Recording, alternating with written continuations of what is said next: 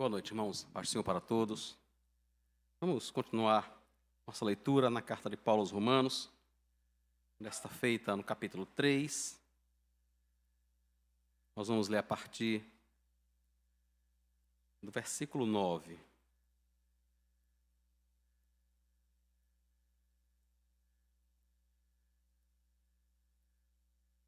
Romanos 3. A partir do versículo 9, nós vamos até o versículo 20. Diz assim o texto. O que se conclui? Temos nós alguma vantagem? Não, de forma nenhuma. Pois já temos demonstrado que todos, tanto judeus como gregos, estão debaixo do pecado, como está escrito. Não há justo, nenhum sequer. Não há quem entenda. Não há quem busque a Deus. Todos se desviaram e juntamente se tornaram inúteis. Não há quem faça o bem, não há um sequer. A garganta deles é sepulcro aberto. Com a língua enganam. Veneno de cobra, de víbora, está nos seus lábios. A boca eles a têm cheia de maldição e amargura. Os seus pés são velozes para derramar sangue. Nos seus caminhos há destruição e miséria. Eles não conhecem o caminho da paz. Não há temor de Deus diante de seus olhos. Ora, sabemos que tudo o que a lei diz é dito aos que vivem sob a lei, para que toda boca se cale e todo o mundo seja culpável diante de Deus. Porque ninguém será justificado diante de Deus por obras da lei, pois pela lei vem o pleno conhecimento do pecado. Amém. Vamos orar, irmãos. Senhor Jesus, o Senhor que nos trouxe aqui nesta noite, fala conosco, edifica a nossa alma, ajuda-nos a compreender. O Senhor sabe o quanto é difícil nos vermos como pessoas totalmente depravadas, afetadas pelo pecado e defeituosas. Mas, se não nos vermos assim, nunca perceberemos o tamanho da Tua obra e aquilo que o Senhor veio realizar. Ajuda-nos então, abre o nosso entendimento, que o nome do Senhor seja glorificado acima de tudo, para o louvor da Tua glória, Pai. Amém. O apóstolo Paulo começa a sua carta aos Romanos, nós já temos estudado alguns sermões, né? Esse, na realidade, é o 10º sermão que nós estamos em Romanos. Ele começa dizendo, no capítulo 1, versículo 18, se você quiser manter sua Bíblia aberta e ir acompanhando a leitura dos textos. Capítulo 1, versículo 18, ele demonstra que, na realidade, Deus está irado com o mundo. O versículo 18 diz assim: a ira de Deus se revela do céu contra toda impiedade e injustiça dos seres humanos, que por meio da injustiça suprimem a verdade. Todos somos pecadores.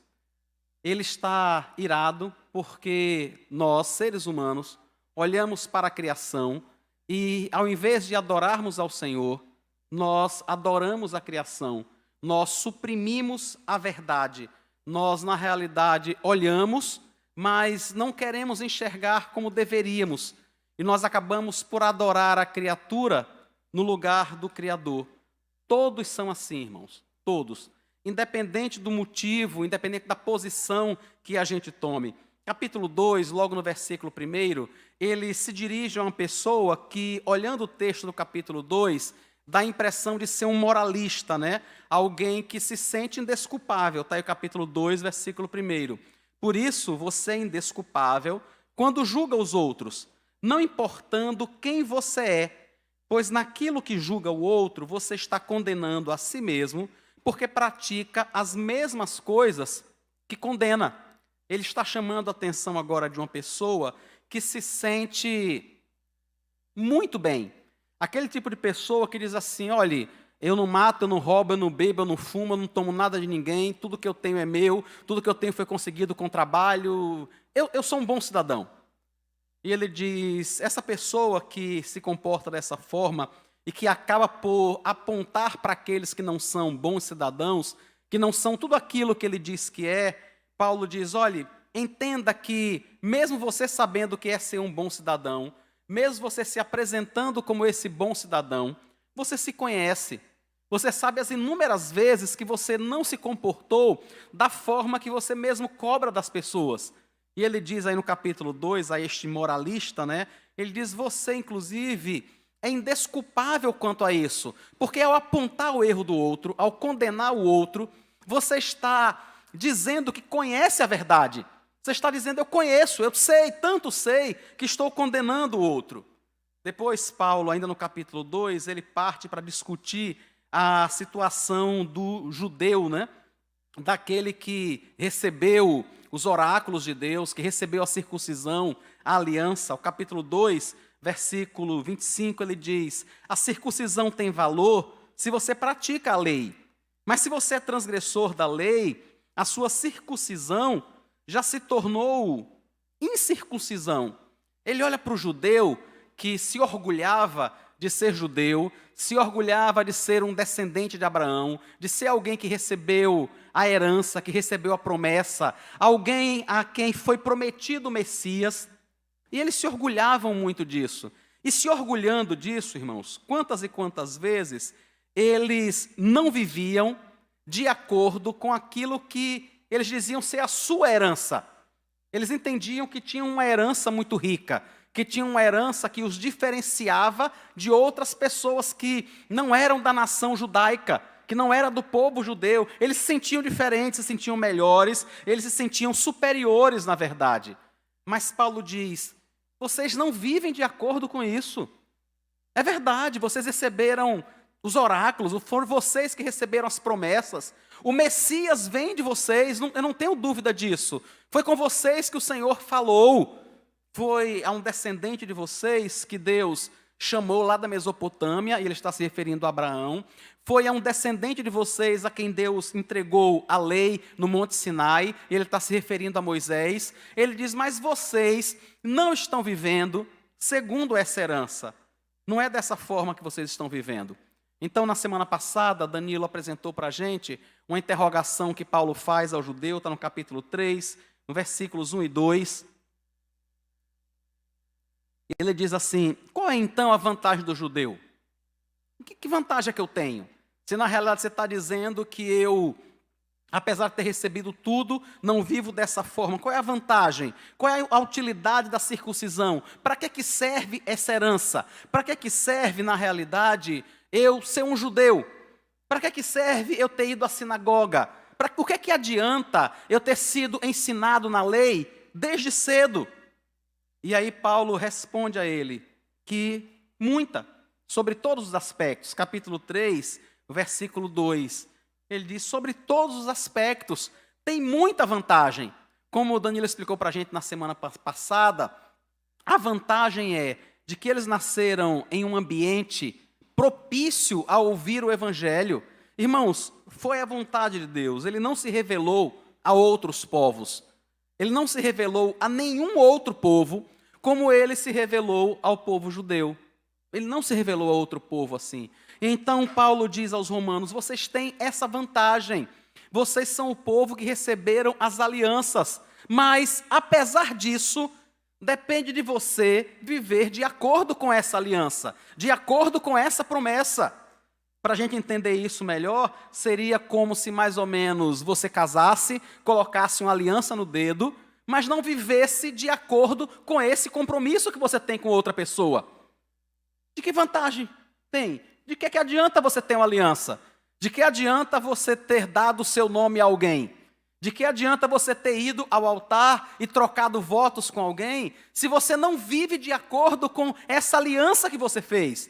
É isso que Paulo está dizendo aos judeus. A vantagem em ser judeu, a vantagem de ter recebido os oráculos, de ter recebido a lei de Deus, a vantagem. Mas vocês não estão fazendo uso dessa vantagem. É isso que ele está dizendo, está disponível, mas vocês não estão fazendo uso. Vocês são casados, mas não se comportam como. Vocês têm condição financeira de viver melhor e de ajudar alguém, mas quando vê alguém precisar, qual é a primeira coisa que você faz? Você procura a diaconia. Ei, me dê uma cesta básica para não sei quem. Me dê uma cesta básica para fulano. Isso não é ruim, irmãos. Não é ruim. A pergunta que eu sempre faço é, por que você tem que procurar a diaconia para dar uma cesta básica? Se você pode dar, a não ser que você não possa. O caminho não tem outra, com toda certeza. Procure alguém, por favor. Procure a diaconia, fale comigo, fale com os presbíteros, fale com os diáconos. Agora me diga, qual é a vantagem de ter a condição financeira que você tem, que eu tenho, se na hora que a gente precisa ajudar alguém, eu delego? Eu procuro a igreja, eu procuro uma outra pessoa. Qual é a vantagem de ter a nossa condição financeira? É isso que Paulo está dizendo ao judeu. Tem vantagem, sim, desde que você esteja consciente disso e viva de acordo com essa vantagem que você recebeu. Do contrário, de que adianta? Então agora, a partir desse versículo 9 do capítulo 3, Paulo finaliza esse entendimento dele, que é de mostrar que todos somos pecadores, irmãos. Mesmo aqueles que nasceram em uma condição privilegiada, uma condição de gente que nasceu ouvindo o Evangelho. É inegável, irmãos. Qualquer pessoa que tenha nascido em um lar evangélico, que tenha ouvido a palavra de Deus desde cedo, que seus pais tenham orado com ele, que tenham pregado para ele, é óbvio que há vantagem, é óbvio que há diferença. Mas o que Paulo está dizendo é, nem todos fazem uso dessa vantagem. Por fim, todos acabam errando. Mesmo aqueles que apontam o erro dos outros, eles acabam por apontar o seu próprio erro, porque eles também falham. Na realidade, não há nenhum justo diante de Deus. Não há ninguém, irmãos, que possa se justificar diante de Deus. Então ele começa o capítulo 3, o versículo 9, perguntando mais uma vez: que se conclui? Temos nós alguma vantagem? A gente tem alguma vantagem? Pergunta que ele já tinha feito no capítulo 3, versículo 1, né? Temos nós alguma vantagem? E agora ele responde: não, de forma nenhuma. Por que ele está dizendo que no capítulo 3, versículo 1, ele diz que há vantagem e agora não há? Porque agora ele está dizendo, essa vantagem que nós tínhamos não foi utilizada adequadamente. Nós não vivemos como povo da aliança. Nós não anunciamos a palavra de Deus, nós não proclamamos o evangelho do Senhor. Então ele diz agora, capítulo 3, versículo 9, não tem vantagem, de forma nenhuma, pois já temos demonstrado que todos, tanto judeus como gregos, estão debaixo do pecado. O que ele está querendo dizer é, não há um ser humano, em nenhum lugar do mundo, em nenhum lugar do planeta, sob nenhuma condição social, sob nenhum tipo de educação formal ou informal, em nenhum tipo de cultura, não há um cidadão que não tenha pecado. Não há um cidadão que não erre. Não há um cidadão que não cometa algum tipo de coisa que ele sabe que não deveria fazer. Quando Paulo se refere a judeus como gregos, o que ele está querendo dizer é todo mundo. Ele está incluindo o judeu e todo o resto. Ele diz, não há nenhum tipo de pessoa, em momento nenhum, em situação nenhuma, que não tenha pecado. Na realidade, todos pecaram. Não há um justo sequer. Ele começa a demonstrar isso, e Paulo faz isso de forma muito interessante, irmãos. Ele tenta dizer para os judeus, ele está se referindo aqui aos judeus, capítulo 3, versículo 9, que vantagem nós temos, né? Desde o versículo 1, ele está se referindo aos judeus, ele pergunta, que vantagem, qual é a vantagem do povo judeu? E nós estamos aqui no mesmo capítulo, e agora ele está escrevendo para esse judeu, mostrando pela escritura que o judeu tinha em mão, que todos são pecadores. A partir de agora, Paulo vai fazer diversas citações da Bíblia que os judeus tinham em mão. Na época de Jesus Cristo, na época que Paulo escreve esse texto, eles tinham o Antigo Testamento, como eu e você temos. Não exatamente como eu e você temos, porque eles não tinham impressa nesse tamanho, eles não tinham 1 milhão de versões no celular, eles não tinham diversas versões impressas. O que eu estou querendo dizer quando eu digo que eles tinham, é porque existia. Eram rolos que estavam na sinagoga. Nós não tínhamos acesso a eles. As pessoas da época não tinham acesso como nós temos hoje. Para eles lerem a Escritura, eles tinham que procurar um escriba. Eles tinham que ir à sinagoga, alguém tinha que pegar o material que eles não tinham acesso, e alguém tinha que apresentar para eles, para que eles pudessem ler a Escritura. Para a gente é fácil, né? Mais ou menos. A gente só tem que vencer a ansiedade de pular da cama, começar a fazer as coisas todas, talvez de levantar um pouco mais cedo, de acalmar o coração com tudo que a gente tem que fazer durante o dia e parar para ler o texto. Eu não sei o que é que dá mais trabalho, se procurar um escriba numa sinagoga ou aquietar o nosso coração assim que a gente acorda para dizer, eu vou ler a Bíblia. Porque versão nós temos, livros nós temos e muitos, né? Mas parece que a dificuldade ainda é muito semelhante à daquela época. Então Paulo começa a usar a Escritura para dizer a eles, eu não estou inventando uma coisa nova. Eu não estou dizendo a vocês uma coisa que vocês não conheçam. Eu estou dizendo a vocês aquilo que já está na Escritura. Versículo 10, ele diz assim, como está escrito, não há um justo, não há um sequer. Quando ele fala de justo, irmãos, eu preciso que você entenda que ele não está dizendo que não existem pessoas que não possam fazer coisas boas.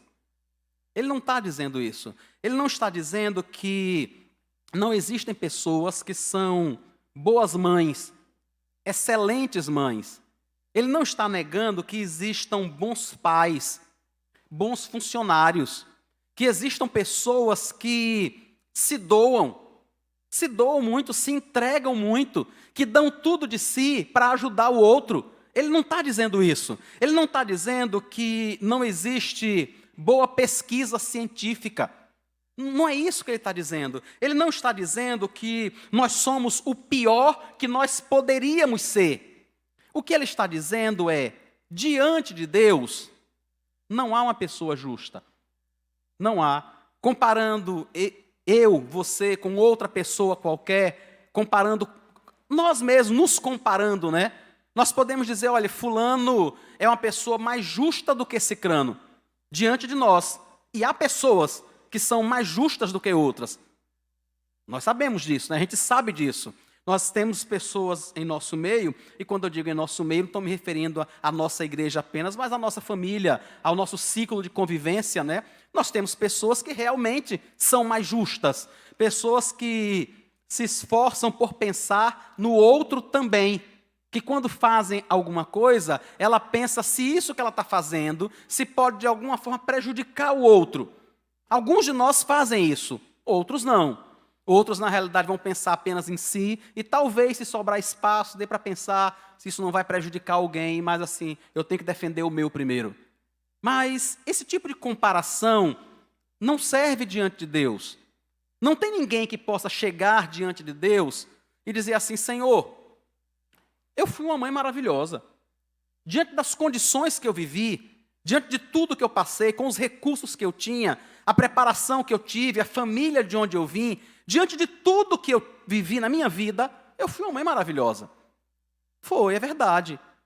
Mas, diante de Deus, não. Porque Deus é justo, é completamente perfeito. Quem de nós, irmãos, quem de nós ousaria dizer que nós somos perfeitos diante de Deus? Quem de nós ousaria chegar diante de Deus e dizer assim, Senhor, o Senhor conhece os meus pensamentos, o Senhor conhece as minhas palavras, o Senhor conhece o meu assentar, o Senhor conhece o meu deitar, o Senhor me conhece completamente. O Senhor sabe que eu nunca errei como pai. O Senhor me conhece completamente, o Senhor sabe que eu nunca errei como mãe. O Senhor que é Deus e que sabe de todas as coisas, o Senhor sabe que eu nunca errei como filho, nunca. Eu nunca desonrei meus pais, eu nunca desobedeci meus pais. Irmãos, quem de nós tem coragem de dizer um negócio desse? Quem de nós tem coragem de chegar diante de Deus, que nos conhece completamente, e dizer, o Senhor sabe que eu nunca errei, eu nunca falhei, eu sempre agi da forma certa, eu sempre fiz o que deveria ser feito. Nenhum de nós tem condição de fazer isso. É isso que Paulo quer demonstrar, quando ele diz no versículo 10, não há um justo, não há um sequer. O que ele está dizendo é, ninguém pode chegar diante de Deus e dizer assim, Senhor, eu determino que o Senhor me dê essa bênção. Eu determino que o Senhor faça isso. Porque o Senhor sabe o que eu tenho feito. O Senhor sabe o meu esforço. O Senhor sabe todo o modo como eu tenho lhe servido. Então eu determino que o Senhor faça. Nenhum de nós, irmãos, poderia chegar sequer humildes, com o rosto no pó, e dizer assim, Senhor, o Senhor tem que me dar o que eu estou pedindo, porque o Senhor sabe que eu sou uma pessoa reta. O Senhor sabe que eu sou uma pessoa justa. Nenhum de nós, irmãos, teria condições de fazer isso diante de Deus. É isso que Paulo está dizendo aos irmãos. E há pessoas que são realmente justas. É um homem na Bíblia chamado Jó, logo no começo da Bíblia, é o próprio Deus quem diz isso dele, irmãos, não é uma outra pessoa. É o próprio Deus quem dá testemunho sobre Jó e diz assim a Satanás: você tem visto o meu servo Jó? Um homem reto, íntegro, temente a Deus, um homem que se desvia do mal. Irmãos, é Deus quem está dizendo isso de Jó, não é outra pessoa. Chega no final do livro, depois de tudo que Jó viveu, depois de perceber o quanto ele ainda precisava aprender de Deus, é ele mesmo quem diz assim, Jó 42:6, por isso me abomino e me arrependo, no pó e na cinza. Quando Jó se aproxima de Deus de uma forma muito melhor, diferente da que era antes, tanto que ele diz, né, antes eu te conhecia só de ouvir falar, mas agora os meus olhos te veem. Quando ele se aproxima de Deus, a ideia que ele tem é essa. Ele diz, Senhor, eu me abomino, eu me arrependo no pó e na cinza. Ele percebeu quem ele era. O profeta Isaías, quando tem a visão de Deus, Isaías no capítulo 6, qual é a primeira coisa que ele diz, irmãos? Eu vou morrer. Eu vou morrer. Eu tenho certeza que eu vou morrer. E ele diz por que ele vai morrer. Ele diz, eu sou um homem pecador, eu habito no meio de um povo de lábios impuros, eu mesmo tenho lábios impuros, mas os meus olhos viram o Senhor.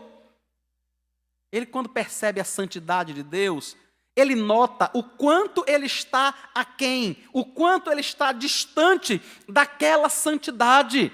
E aí a sensação que ele tem é verdadeira, eu vou morrer, eu vou morrer. Quando eu e você percebemos alguém muito cheio de si, alguém que entende que não falha, que entende que não erra, alguém com muita dificuldade em reconhecer seus erros, em pedir desculpa, irmãos, é só por uma coisa, distanciamento de Deus.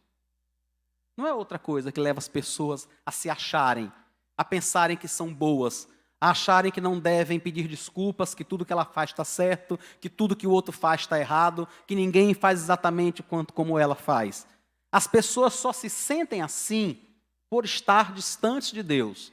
Quando elas se aproximam de Deus pela oração, quando elas congregam, quando elas buscam a Deus, quando elas leem a palavra de Deus, a sensação que elas têm é a mesma de Jó. Senhor, eu me arrependo, eu me abomino no pó e na cinza. É a mesma de Isaías, eu vou morrer. Eu vou morrer, eu não tenho condições de estar diante do Senhor. Qualquer um de nós, irmãos, qualquer um de nós, a pessoa mais santa, mais íntegra, mais reta que você puder imaginar, não tem condições de fazer isso, de se sustentar com a sua própria justiça diante de Deus. É por isso que ele diz, não há justo, não há um sequer. Eclesiastes capítulo 7, versículo 20, diz a mesma coisa. Não há nenhum justo sobre a terra que faça o bem e que não peque. Não há nenhum justo sobre a terra que faça o bem e que não peque. Todos nós pecamos. Quando está para acontecer o dilúvio, é o próprio Deus quem diz, Gênesis 6:5, o Senhor viu que a maldade das pessoas havia se multiplicado na terra e que todo o desígnio do coração delas era mau. Todo o propósito do coração das pessoas era mau. E aí vem o dilúvio e varre toda aquela geração, varre todas aquelas pessoas. Gênesis 8:21. Pós-dilúvio. Gênesis 8:21. E o Senhor aspirou o aroma agradável e disse consigo mesmo. Isso é Noé saindo da arca quando ele oferece sacrifício, né? Veja o que o Senhor diz consigo mesmo. Nunca mais vou amaldiçoar a terra por causa das pessoas, porque é mau o desígnio íntimo do ser humano desde a sua mocidade. Pós-dilúvio. O dilúvio já tinha passado, aquela geração a que ele tenha se referido em 6:5, tinha morrido afogada no dilúvio. Mas o ser humano continua assim. É mau o desígnio íntimo do ser humano desde a sua mocidade. Não tem como ser diferente. O ser humano é assim, irmãos, e quando ele diz que é desde a mocidade, eu queria que nós entendêssemos isso. Nós nascemos em pecado. Nós morremos como pecadores. Somos todos pecadores, do momento que nascemos ao momento que morremos. Independente da idade que a gente tenha. Pode ser que nós sejamos um bebê recém-nascido ou uma pessoa com 110 anos. Continuamos sendo pecadores. Não tem quem mude isso em nossa vida, em nossa condição aqui neste mundo. Ele vai um pouco mais adiante e continua a descrever qual é a situação desta pessoa, versículo 11. Não há quem entenda, não há quem busque a Deus. Veja, não há quem entenda, não há quem busque. Todos se desviaram e juntamente se tornaram inúteis. Não há quem faça o bem. Não há um sequer. Não há uma pessoa só, irmãos. Por que eu estou sendo enfático quando sigo o pensamento de Paulo? Entendam, irmãos, por isso eu pedi para vocês manterem suas Bíblias abertas, para que vocês percebam que eu estou lendo o que está na Escritura. Eu não estou querendo colocar você para baixo. Eu não estou querendo que você saia daqui triste e se achando a pior das pessoas. Eu estou querendo mostrar a você como nós somos diante de Deus, dependendo da nossa própria justiça. Que sim, é verdade, nós podemos ser pessoas com muito entendimento sobre diversas áreas. Você e eu conhecemos pessoas inteligentes, pessoas muito preparadas em diversas áreas. Quem não conhece, né? Quem não conhece? Eu não canso de lembrar de um colega que entrou na faculdade comigo, ele fazia engenharia química, um rapaz de 16 anos, e estudando cálculo 1, e essas matérias iniciais do curso de exatas, ele abria o livro de cálculo e estudava assim, ó. Só passando as folhas. Todo mundo ao redor dele se matando, apagando com lápis, com borracha, perguntando ao outro, ele assim, só olhando para o livro. Há pessoas que entendem, há pessoas que têm muito conhecimento, mas não sobre Deus. Mas não sobre a verdade. Há pessoas que buscam, irmãos, mas não buscam a Deus, buscam o seu próprio bem. Você pode até dizer assim, mas como as pessoas são religiosas, né? E são mesmo. Isso é porque Deus nos fez adoradores. Deus nos fez para adorar. E inúmeros de nós passamos a vida buscando em religiões, buscando em filosofias. Como já comentei com vocês, eu já passei por centro de candomblé, já fui testemunha de Jeová, já fui católico romano, fiz catecismo, li muito sobre espiritismo. É assim que é o ser humano. Uma busca por si mesmo, uma busca por algo que é maior, mas não uma busca verdadeira por Deus. É uma busca apenas intelectual, não passa disso. A pessoa quer apenas entender o que é que entende, o que é que existe. Ela não está buscando um Senhor a quem ela possa se curvar. Mesmo em igrejas, irmãos, mesmo em igrejas que muitas vezes se dizem cristãs, ainda há pessoas dizendo, olha, é porque eu aceitei a Jesus como meu Salvador, mas não como meu Senhor ainda. É por isso que eu tenho esse tipo de comportamento. É por isso que eu faço isso ou faço aquilo, porque eu o aceitei como meu Salvador, mas não como meu Senhor ainda. E é óbvio que isso não existe. Não existe um Senhor e um Salvador. São uma e a mesma pessoa. Exatamente a mesma pessoa. Ou nós recebemos a Cristo com todo o seu poder salvador e com todo o seu senhorio, ou nós não o recebemos. Ou nós não temos a Cristo. Então Paulo diz, não há quem entenda, não há quem busque a Deus. Na realidade, nessa busca, eles acabaram se tornando inúteis, diz aí o versículo 12. É isso que é a religiosidade produzida pelo homem, mera inutilidade. Não serve, irmãos, de nada diante de Deus. E ele conclui o versículo 12, não há quem faça o bem, não há um sequer. Ele volta a enfatizar, não existe nenhum sequer que faça o bem.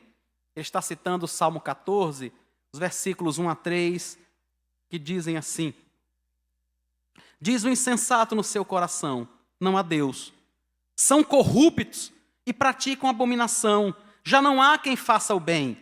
Do céu o Senhor olha para os filhos dos homens, para ver se há quem tenha entendimento, se há quem busque a Deus.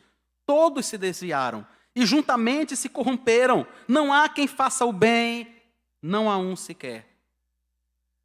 Parece que é um refrão, né? Se repetindo o tempo todo, tentando nos mostrar quem nós somos sem Deus, tentando deixar claro o quanto nós fomos afetados pelo pecado. No versículo 13, ele agora diz como é que todo esse distanciamento de Deus, essa falta de entendimento, esta inutilidade, como é que isso se verifica na prática? Versículo 13, a garganta deles é sepulcro aberto, com a língua enganam, veneno de víbora está nos seus lábios. Eu nunca vi, irmãos, um sepulcro aberto. Nunca vi. Mas, de vez em quando, acho que eu e você também já deve ter encontrado um animal morto em putrefação. Você já passou por algum lugar caminhando e aí você começa a sentir aquele mau odor, né, aquele mau cheiro, de longe. Geralmente a gente põe a mão no nariz, começa a olhar ao redor, tentando identificar de onde vem aquele cheiro. Até percebermos ao redor, caminharmos um pouco e percebermos que há um animal em decomposição. E por isso aquele odor tão desagradável. O que o apóstolo Paulo está dizendo é que pessoas que foram afetadas pelo pecado, eu e você, e todo e qualquer ser humano na face da terra, a garganta deles é dessa forma. É exatamente assim que eles são.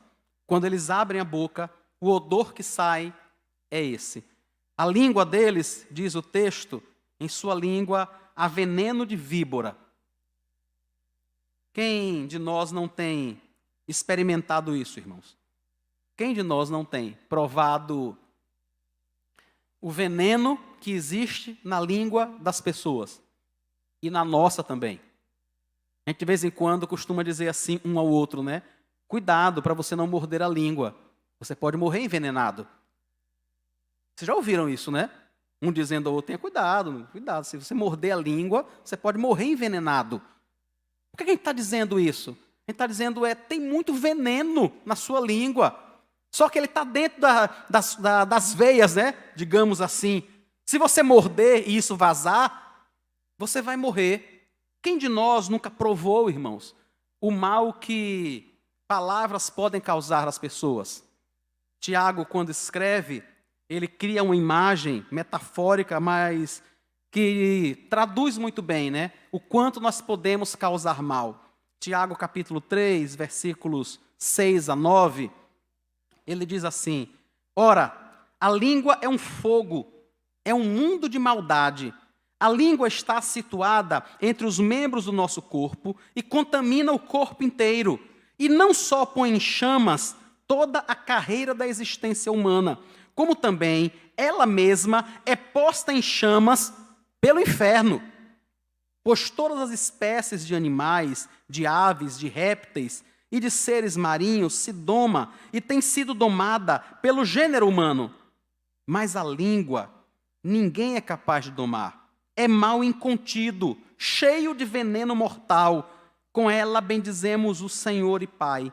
Também com ela amaldiçoamos as pessoas, criadas à imagem e semelhança de Deus. É isso que eu e você temos experimentado. Isso não é algo que seja a primeira vez que nós estamos ouvindo falar, o que nós temos sentido, né? Aquilo que ele diz no versículo 14, a boca eles a têm cheia de maldição e de amargura. O que eu queria também, irmãos, que eu e você notássemos, é que isso é uma descrição de todo e qualquer ser humano. Isso quer dizer que afeta você. Isso quer dizer que afeta aquele que está falando. Eu. Entendem? Porque a descrição é tão dura que a gente não consegue se perceber assim. A gente não consegue se perceber neste estado A gente não consegue imaginar que da nossa garganta ela seja um sepulcro aberto, que na nossa língua tenha veneno de víbora. A gente não consegue perceber que a nossa boca está cheia de maldição e de amargura. A gente consegue até notar isso no outro, mas a gente não nota isso em nós inúmeras vezes. E o problema com isso é que nós não melhoramos. Nós não tomamos consciência da realidade e não buscamos a Deus por uma transformação. Nós permanecemos a vida toda pensando, não, comigo não. Eu não sou dessa forma. Eu não faço isso. Eu não faço o que fulano faz. Quem é mau é fulano. Você já viu o que ele fez? Quem é mau é cicrano. Você já viu como ele age? Mas não encara a si mesmo dessa forma. Não se percebe assim. Paulo então vai mais adiante falando de como o pecado afetou o ser humano. Versículo 15. Os seus pés são velozes para derramar sangue. Nos seus caminhos há destruição e miséria. Eles não conhecem o caminho da paz. Quantos de nós, irmãos, vivemos com medo, né? De pessoas que podem nos causar mal. Às vezes nós não temos medo do mal que nós podemos causar às pessoas, né? Mas temos muito medo de pessoas que podem nos causar mal, que podem nos ferir, que podem nos machucar. Isso acontece, isso existe mesmo. Pessoas são machucadas, são feridas por outras. E às vezes de uma forma tão brutal que a gente, às vezes, se nega, né, a assistir determinados programas. Tem alguns programas, eu às vezes tenho dificuldade de chamar de jornalístico, mas tem alguns programas jornalísticos que se você ligar a televisão, quando ele termina, se você levantar a televisão, tem uma poça de sangue embaixo. Não é?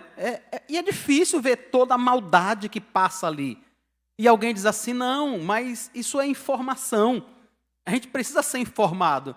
E eu fico me perguntando se a gente realmente precisa ver tudo aquilo em detalhes, saber de cada um daqueles detalhes, para entender o ser humano como ele é. Não sei se a gente precisa. Não diante do que a Bíblia diz. Não diante dessa narrativa de Paulo aqui aos Romanos, capítulo 3, versículo 9 a 20. A narrativa de Paulo deixa isso muito claro. Nos seus caminhos a destruição, a miséria. Eles não conhecem o caminho da paz. Paulo termina, no versículo 18, o seu pensamento dizendo qual é a consequência. Por que é que tudo isso acontece, né? Porque não há temor de Deus diante de seus olhos. Essas pessoas, irmãos, não temem a Deus. Ou seja, ele está se referindo a pessoas que foram afetadas pelo pecado e que não se voltaram para Deus, que não se voltaram para o Senhor. Versículo 19. Ora, sabemos que tudo que a lei diz é dito aos que vivem sob a lei. Quando ele fala de lei aqui, irmãos, ele está falando de todo o Antigo Testamento, toda a escritura que o judeu tinha naquela época. Ora, sabemos que tudo que a lei diz é dito aos que vivem sob a lei, para que toda boca se cale e todo o mundo seja culpável diante de Deus. Porque ninguém será justificado diante de Deus por obras da lei, pois pela lei veio o pleno conhecimento do pecado. Paulo termina o seu raciocínio dizendo que ele fez essa descrição do quanto eu e você quebramos a lei de Deus, quanto eu e você quebramos. E se você quiser um bom exercício, imprima os 10 mandamentos e chegue no final do dia, olhe para todos eles e pense um tempo, quais mandamentos daqui eu quebrei hoje? Quais desses mandamentos eu quebrei hoje? Leia os mandamentos em conjunto com o modo como Cristo os explica no Sermão do Monte. Mateus capítulo 5, 6 e 7. Olhe para aqueles mandamentos e veja se você não quebrou a maioria deles. Se eu não quebrei a maioria deles no final de um único dia. Diante disso, irmãos, quem é que pode se justificar diante de Deus? Como Paulo diz, qualquer pessoa que entenda a sua situação, a única coisa que ele pode fazer é se calar. É simplesmente emudecer. Ele não tem como se justificar diante de Deus. Ele não tem como dizer: Senhor, eu fiz, mas foi por causa de Cicrano. Eu fiz, mas foi por causa de Beltrano. Não foi porque eu queria fazer. Foi o momento, foi o momento. Foi por isso que eu agi dessa forma. A lei mostra para nós, irmãos, quem nós somos. Olhando para os mandamentos do Senhor, eu e você conseguimos perceber o nosso estado. E eu sei que um texto desse é muito duro. Eu sei disso. Eu tive que lidar com ele a semana toda. Eu sei o quanto esse texto é duro. O quanto ele esfrega a nossa condição no nosso rosto, né? O quanto nos mostra o quanto nós falhamos. É essa a função da lei.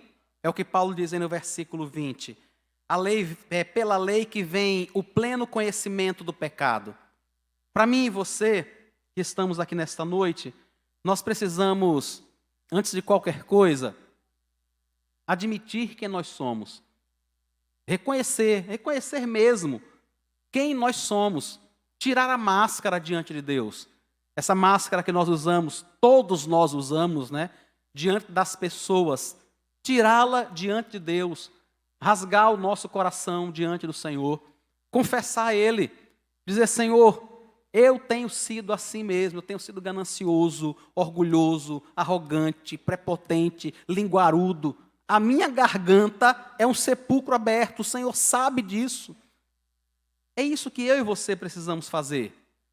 Porque quando eu e você fizermos isso, o que vai acontecer conosco é a mesma coisa que aconteceu com Jó. A mesma coisa que aconteceu com Isaías. Quando Jó se arrepende, se abomina no pó e na cinza diante de Deus, o Senhor o abençoa, irmãos. Quando ele confessa as suas mazelas, a sua fraqueza, quando ele reconhece quem ele é diante da santidade de Deus, o Senhor abençoa Jó, restitui a ele tudo que ele tinha. E é claro que Jó não fez isso pensando no que Deus ia dar, porque ele nem sabia disso. Na realidade, ele não precisava, irmãos, de mais nada daquilo. Tudo o que ele precisava era o conhecimento de Deus que ele tinha acabado de obter. E agora ele tinha. Tudo aquilo que Deus estava dando era apenas um adicional. Não era aquilo que ele realmente mais precisava. Quando o profeta Isaías chega diante de Deus e reconhece: eu vou morrer, Senhor. Eu sou um homem de lábios impuros. Eu habito no meio de um povo de impuros lábios. Mas os meus olhos viram o Rei, o Senhor dos exércitos. É nesse momento que Deus manda um anjo pegar um atenaz, um pegador de brasas, né? E ele vai no altar, pega uma brasa, toca nos lábios de Isaías e diz: a tua iniquidade foi tirada, o teu pecado foi perdoado. Isso só vai acontecer comigo e com você quando nós reconhecermos primeiro quem nós somos, como acontece com esse texto aqui. Quando nós pararmos de querer enganar a nós mesmos e a Deus e apresentarmos quem nós somos completamente diante do Senhor. Irmãos, Deus não vai se assustar com aquilo que há de trevas em seu coração ou no meu coração. Ele já sabe. Ele já sabe o que está lá. O que eu e você precisamos é apresentar isso diante dele. É dizer: Senhor, o Senhor sabe quem eu sou. As pessoas me veem tão bonitinho, tão arrumadinho. Que bênção esse irmão, que bênção essa irmã. Mas só o Senhor sabe como é o meu coração. O quanto eu sou uma pessoa irada, invejosa, rancorosa. O quanto eu tenho raiva das pessoas. Só o Senhor sabe. Nós precisamos fazer isso diante de Deus, irmãos. Rasgar o nosso coração diante do Senhor. Foi para isso que Cristo morreu na cruz. Foi por isso que Ele recebeu o pagamento por tudo isso que nós fizemos e que nós somos. Para que agora nós sejamos uma nova criatura. Para que agora nós sejamos uma nova pessoa. Ninguém vai buscar a Deus, ninguém será restaurado enquanto estiver em cima do seu pedestal. Quando os fariseus criticaram o Senhor Jesus e disseram que ele andava com publicanos, andava com pecadores, o Senhor Jesus disse: eu vim foi para os doentes, eu não vim para os sãos. O que ele estava dizendo àquelas pessoas é: eu vim para quem se reconhece nesse texto. Eu vim para pessoas que entendem que a sua língua tem veneno de víbora. Foi para essas pessoas que eu vim. Pessoas que entendem que a sua garganta é como um sepulcro aberto. Pessoas que entendem que os seus pés inúmeras vezes têm caminhado para fazer o mal. Foi isso que Cristo disse. Aqueles homens religiosos que se achavam, que pensavam que podiam ir para o céu, porque eles davam o dízimo de tudo que recebiam, porque eles jejuavam 2 vezes por semana, porque eles se esforçavam por ter uma vida correta, e achavam que podiam oferecer isso a Deus, para dizer: Senhor, o Senhor sabe que eu mereço o céu, né? O Senhor sabe que eu mereço. Diante de tudo que eu faço, o Senhor sabe que eu mereço. E Cristo diz: não foi para vocês que eu vim. Não foi para pessoas que continuam achando que é o ouro mais fino de Ofir, que é a pura menina dos olhos de Deus, que é a coisa mais preciosa que existe em toda a face da terra. Não existe mais nada precioso do que Ele. Não foi para esses que o Senhor veio, mas para gente que se percebe tão miserável, tão pecador, tão necessitado, que somente um Salvador eterno pode resolver, que não é educação, sabe? Não é uma maquiagem de um diploma de mestre, de doutor, não é nada disso. Não é um diploma de teologia, não é nada disso que vai arrumar a situação dele, porque o que ele precisa é de um Salvador.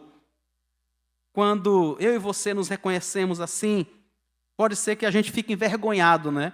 Eu fico. Muitas vezes eu fico. Muitas vezes eu me sinto assim. Mas, apesar da vergonha, eu sei que o Senhor me conhece. O Senhor conhece você também. E se Ele trouxe a mim e a você aqui nessa noite, não foi para dizer o quanto a gente não presta. Foi para dizer o quanto Ele nos ama, como nós somos, irmãos. E que Ele morreu por nós, para que nós fôssemos mudados, para que nós nos aproximássemos dEle. Ele morreu por nós, para que a gente não precisasse ficar se justificando, sabe? Está terceirizando a culpa. Fulano, você chegou atrasado? Cheguei, mas foi por causa de cicrano. Ele morreu por mim e por você, para que a gente possa dizer: cheguei, me desculpe. Não devia ter chegado, não. Eu marquei com você tal hora. Não pude chegar, me perdoe, me atrasei mesmo. Foi para isso que ele morreu. Para que eu e você não fique tentando criar salvação pelos nossos próprios méritos. Para que a gente não chegue diante de Deus e diga assim: Senhor, o Senhor sabe o quanto eu sou uma boa esposa, o quanto eu sou um bom marido, o quanto eu sou um bom filho. Mas para que a gente chegue diante dEle e diga: Senhor, o Senhor sabe o quanto eu falho como marido. O Senhor sabe o quanto eu falho como esposa, o quanto eu falho como filho, o quanto eu falho como um cristão. E quando nós fazemos isso, Ele vai sempre nos dar a sua graça. É para esses que Ele veio, irmãos. Não para quem se enche, não para quem se acha a última Coca-Cola do deserto. Não, aqui sou eu, ninguém, mais ninguém. Quando o Senhor Jesus morreu na cruz, Ele não estava morrendo por pessoas maravilhosas, perfeitas e que não pecam. Ele estava morrendo por gente que tem a garganta como um sepulcro aberto.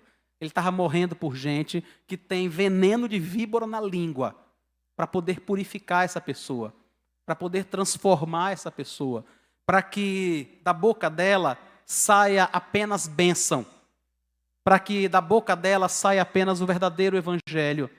É isso que o Senhor Jesus tem feito por mim e por você. Então, diante do quadro que você vê, não se desespere, não perca a esperança e também não fique dizendo assim: rapaz, esse pregador quer acabar comigo. Porque tudo que eu quero é mostrar a você que nós somos muito, irmãos, muito, muito defeituosos. Nós somos muito afetados pelo pecado. Mas há salvação. Há um Salvador, há um Redentor, há alguém capaz de transformar tudo aquilo que não presta em mim e em você, em algo que glorifique o seu nome, em algo que o honre, em algo que o exalte. Há um Salvador que sabe todos os pensamentos maldosos que passam no meu coração e no seu coração, e que mesmo assim veio morrer na cruz por nós, e que está nos esperando no céu. E que quando estava para ir embora, chegou para os seus discípulos e disse: não tenham medo, não se perturbem, eu estou indo e logo, logo vocês estarão comigo. Eu vou preparar lugar. Então, a ideia não é que você se desespere, mas que você entenda que há um Salvador bendito, todo-poderoso, que nós não vamos para o céu porque nós merecemos, nós não vamos para o céu porque a gente atravessa a rua na faixa de trânsito. Continue a atravessar, viu? Mas não é isso que vai levar ninguém para o céu. Nós vamos para o céu porque nós temos um Salvador. Que o Senhor te abençoe, que o Senhor te sustente, que o Senhor guarde seu coração. Vamos orar ao Senhor, irmãos. Senhor Jesus, tenha misericórdia de nós. Tenha misericórdia de nós, Pai. Nós somos tão orgulhosos que é até difícil ver o retrato que a Escritura traça de nós. É muito difícil, o Senhor sabe disso. Porque nós, inúmeras vezes, não nos vemos desta forma. Nós nos entendemos como boas pessoas. Mas nesta noite nós queremos pedir perdão ao Senhor por isso. Pedir ao Senhor que nos perdoe pela nossa arrogância, pela nossa prepotência, por acharmos que nós somos sãos, quando inúmeras vezes nós somos doentes. Tenha misericórdia, Pai, tenha misericórdia. Estamos diante do Senhor confessando que não temos como salvar a nós mesmos, não temos como nos purificar do nosso pecado, e nós reconhecemos isso. Estamos diante do Senhor confessando que, se o Senhor não nos levar para o céu, por misericórdia e graça, nós nunca chegaremos lá por nós mesmos. Confessamos a nossa fraqueza diante do Senhor nesta noite. Confessamos o quanto nós somos necessitados e carentes, e pobres e cegos e nus. E pedimos ao Senhor que nos cubra com a Tua justiça, que nos vista com a Tua graça, que nos envolva com a Tua bondade eterna, que encha o nosso coração com a Tua misericórdia, que nos faça parecidos com o Senhor, de modo que as pessoas possam olhar para nós e ver o Senhor, de modo que as pessoas possam olhar para a nossa vida, para as nossas obras e glorificar ao Senhor que está no céu. Ajuda-nos, Deus, para o louvor e glória do Teu santo nome que nós oramos ao Senhor. Amém.